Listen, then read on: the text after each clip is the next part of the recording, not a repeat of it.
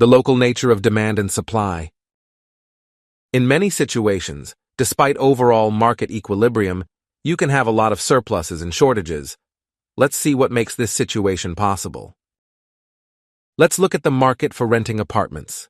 We will compare the supply and the demand to see whether we have a surplus or a shortage in this market. As you can see, the market seems to be in equilibrium. The supply is on the same level as the demand. Customers need 40 million apartments, and the market provides exactly 40 million apartments. However, if you look at regions, you will see discrepancies between supply and demand. In many markets, we have surpluses or shortages. In the first chart, we compare the supply and demand by region. In the second chart, we can see whether we have in a specific local market a surplus or a shortage. It would seem that in regions 1, 3, and 5, we have a shortage of apartments. On the other hand, we have in regions 2 and 4 a surplus of free apartments. Therefore, for the first group of regions, we have to look for ways to increase the supply, whereas for the second group, we need to work on the demand side. If we stopped at the level of the country, we would not have identified the problems that stop the market from satisfying the needs of customers and firms. Now let's check the ride-sharing market in a specific location. We will compare the supply and the demand to see whether we have a surplus or a shortage in this market.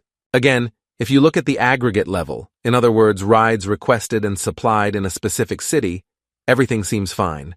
However, if you look at time slots, you will see discrepancies between supply and demand. At different hours, we have surpluses or shortages. As you can see, we have time slots where we have too many cars and other slots where we are short of rides. If we look at the second chart showing the shortages and surpluses, we can decide at what time slots we have to decrease the number of cars, and in what time slots we need to increase the availability of rides.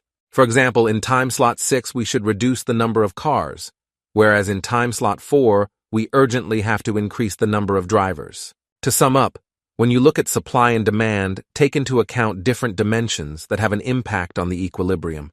Let's briefly look at the usual suspects. Firstly, as we have shown, look at the demand and supply divided by physical locations.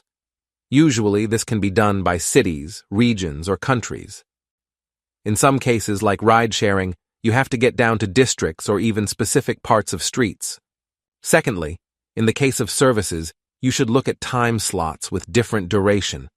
This approach is heavily used by airlines, ride-sharing firms, and beauty salon chains. You can also divide the market by segments of customers, especially if they have different needs.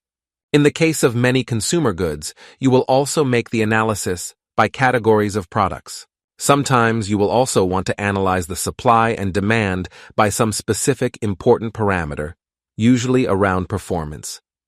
Finally, in more complicated situations, you may have to look for other things that will impact the matching of supply and demand.